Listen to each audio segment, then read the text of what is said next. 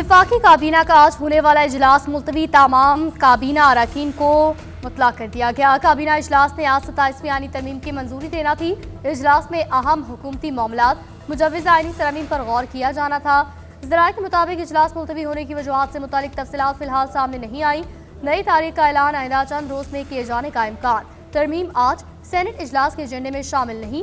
विफाकी काबीना की मंजूरी के बगैर आईनी तरमीम का मसवदा पेश नहीं किया जाएगा। हतमी शक्ल देने के बाद ही मसवदे को पार्लियामान में पेश किया जाएगा।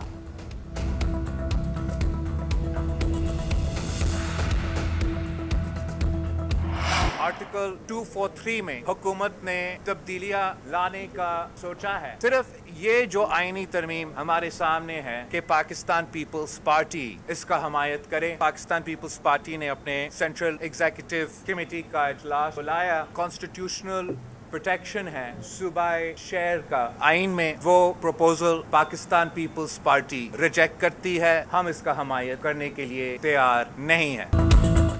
आर्टिकल 243 में तब्दीली के सिवा तमाम नकात मुस्तरद। 27वीं आईनी तरमीम पर गौर के लिए पीपल्स पार्टी की सेंट्रल एग्जीक्यूटिव कमेटी का इजलास। पीपल्स पार्टी का सूबाई शेयर्स खत्म करने की तजवीज मानने से इनकार।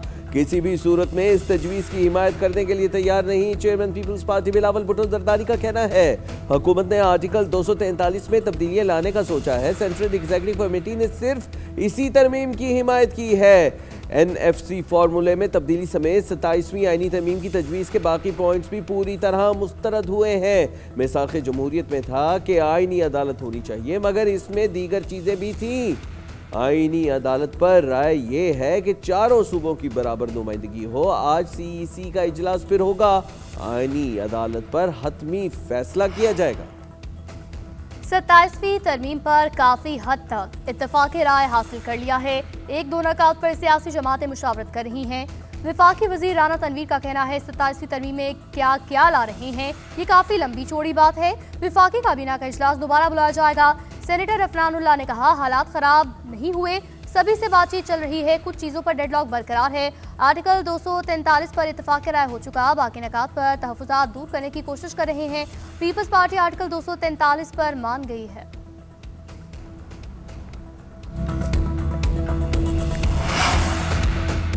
सताईसवीं आईनी तरमीम के तहत आईनी अदालत के क़याम का फैसला। इब्तदाई तौर पर 7 जजेस शामिल होंगे। सरकारी ज़राए के मुताबिक आईनी अदालत के जजों की रिटायरमेंट की उम्र 68 बरस होगी। ये हद सुप्रीम कोर्ट के जजों की रिटायरमेंट की उम्र से 3 साल ज़्यादा है। मुतवक्के तौर पर जस्टिस अमीनुद्दीन खान आईनी अदालत के पहले चीफ जस्टिस होंगे। अदालत इस्लामाबाद हाई कोर्ट की इमारत में कायम करने पर गौर। दूसरे ऑप्शन के तहत आईनी अदालत विफाकी शरई कोर्ट की इमारत में कायम की जाएगी। 7 में से 5 जजेस को मौजूदा सुप्रीम कोर्ट बेंच से मुंतखब किए जाने का इम्कान। बलोचिस्तान और सिंध हाई कोर्ट से भी आईनी अदालत के लिए नई अदालत में तकर्रुर पर गौर। 27वीं तरमीम से मुतालिक हुकूमत ने कोई ड्राफ्ट शेयर नहीं किया। जैसे ही हुकूमत की तरफ से बाज़ाब्ता ड्राफ्ट सामने आएगा, पार्टी इसका तफसीली जायज़ा लेगी और अपना मौक़िफ़ पेश करेगी। चेयरमैन PTI बैरिस्टर गौहर का कहना है आईनी अदालत में जजेस की सिलेक्शन वज़ीर आज़म करेंगे, इससे अवाम का एतमाद मुतासिर होगा। 26वीं तरमीम भी गलत थी, 27वीं तरमीम भी गलत है, इससे वफाक और सूबे मुतासिर होंगे। सेनेट में अपोजिशन जमातों ने सर जोड़ लिए। सेनेटर अली जफ़र की ज़ेर सदारत अपोजिशन जमातों का इजलास। नई तरमीम पर मुशावरत। सेनेटर ओन अब्बास, ज़ीशान खानज़ादा, फैसल जावेद, राजा नासिर अब्बास और दीगर की शिरकत।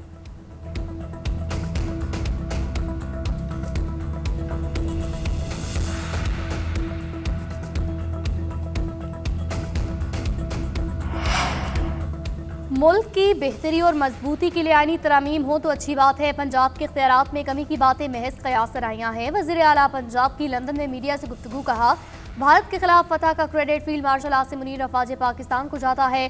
फील्ड मार्शल ने जबरदस्त लीडरशिप फराहम की। अब पूरी दुनिया पाकिस्तान की बात को सुन रही है। जंग जीतने से दुनिया भर में पाकिस्तान को कदर की निगाह से देखा जा रहा है।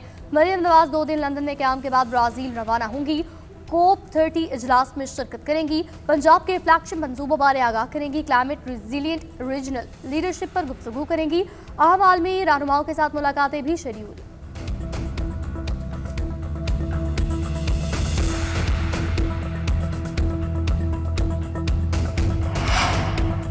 27वीं आईनी तरमीम की सुप्रीम कोर्ट में भी बाज़ जजेस और वकला के दरमियान दिलचस्प मुकालमा।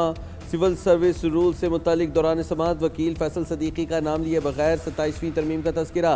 कहा, मैं वफाकी शरई अदालत की बिल्डिंग में केस पर दलाइल देना नहीं चाहता, बिल्डिंग ही ले लेनी चाहिए थी तो वफाकी शरई अदालत ही क्यों साथ वाली इमारत ले लेते। जस्टिस जमाल मंदुखेल ने रिमार्क दिए कि गुज़िश्ता रात आपके हक़ में कुछ पेशरफ्त हुई है। फैसल सदीकी ने कहा, मुझे कोई शुबा नहीं, सुप्रीम कोर्ट का कुछ भी नहीं बिगाड़ सकता। जस्टिस जमाल मंदुखेल ने जवाब दिया, अगर यही ईमान है तो फिर फ़िक्र की क्या बात है, इमारत के तब्दील होने से इख्तियारात कम नहीं होंगे। जस्टिस अमीनुद्दीन ने कहा, हम आइन के पाबंद हैं। वज़ीर आज़म आज 2 रोज़ा दौरे पर आज़रबाईजान जाएंगे। आज़रबाईजान के योम फतह की मरकज़ी तकरीब में ख़ुसूसी तौर पर शरीक होंगे। सिफारती ज़राए के मुताबिक तुर्की के सदर उर्दवान भी बाकू में मौजूद होंगे।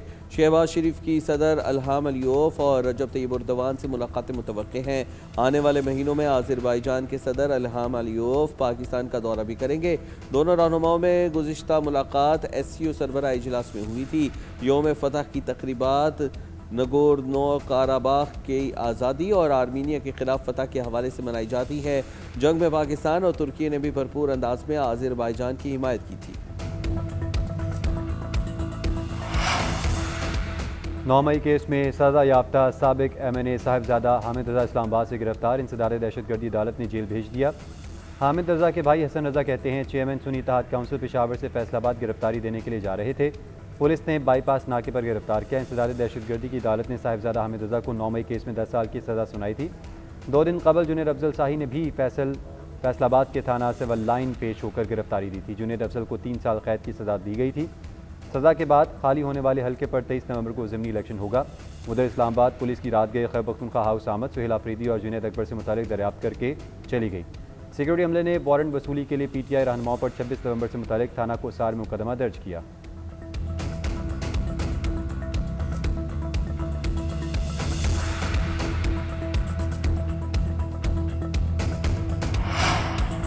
हामिद रज़ा से बात हुई थी, उनकी गिरफ्तारी नहीं हुई, उन्होंने खुद सरेंडर किया था, उन पर इल्ज़ाम लगाया गया बेबुनियाद।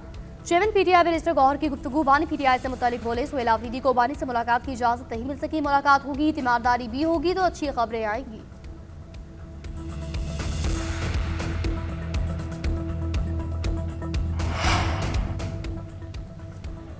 NCCIA के अफसरों के खिलाफ इख्तियारात से तजावुज़ का केस। लाहौर की मकामी अदालत ने जिस्मानी रिमांड की दरख्वास्त का तहरीरी हुक्मनामा जारी कर दिया। हुक्मनामे में कहा गया है कि मुल्ज़िमान की आमदन से ज़ायद असासों और प्रॉपर्टीज़ से मुतल्लिक तफ्तीश करनी है।